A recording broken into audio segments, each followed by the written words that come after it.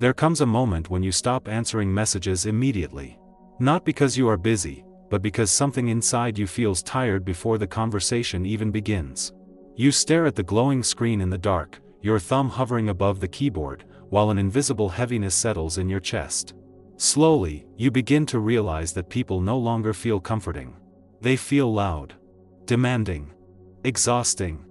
And without fully noticing it, you begin to disappear in silence.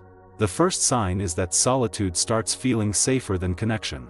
You no longer crave crowded rooms, endless conversations, or forced laughter echoing through restaurants and cafes. Instead, you find peace in quiet spaces, the sound of rain against a window, empty streets at night, the calm hum of your own thoughts.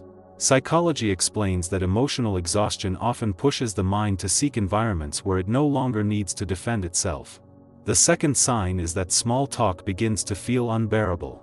You notice yourself drifting away mentally while others repeat the same shallow conversations about appearances, trends, gossip, and temporary distractions. Your eyes remain present, but internally you feel detached, almost trapped behind an invisible wall. The more deeply you think, the harder it becomes to tolerate conversations that never reach anything real. The third sign is that you stop explaining yourself. You become quieter, not because you have nothing to say, but because you realize most people only listen to respond, not to understand. So you slowly abandon the exhausting task of translating your inner world. You nod politely. You smile faintly. But inside, entire oceans of thoughts remain untouched and unseen. The fourth sign is emotional overstimulation. Crowded places begin draining your energy in ways you cannot explain. Loud voices, artificial smiles, constant notifications, endless social expectations, everything feels amplified. Your nervous system becomes hyper-aware of tension, manipulation, and emotional dishonesty. Psychology often associates this with heightened sensitivity and deep subconscious pattern recognition. The fifth sign is that you begin observing people more than participating with them. While everyone else seems immersed in the performance of modern life, you quietly analyze the hidden sadness behind smiles, the insecurity behind arrogance, and the loneliness behind constant attention-seeking. You notice contradictions others ignore. And once you see them, it becomes impossible to unsee them. The sixth sign is losing interest in superficial validation.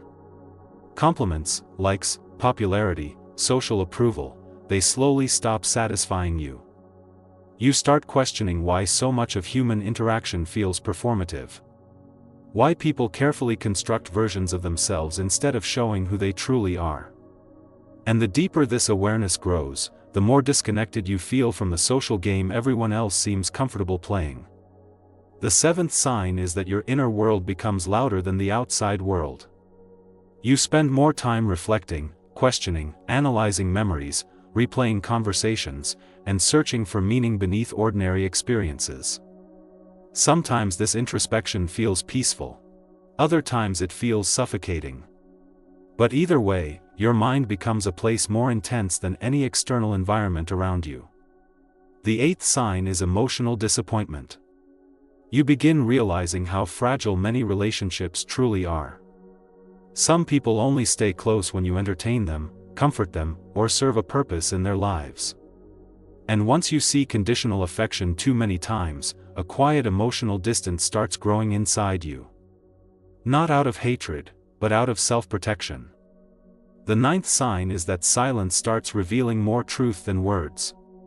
You become highly sensitive to pauses, facial expressions, forced laughter, fake enthusiasm, and subtle emotional shifts others barely notice. Human behavior becomes almost transparent to you. And while this awareness can feel isolating, psychology suggests that highly observant people often withdraw because constant emotional perception becomes mentally overwhelming. The 10th sign is feeling disconnected even when surrounded by people. You can sit in a crowded room, hear conversations, see smiles, and still feel completely alone. It is not physical isolation.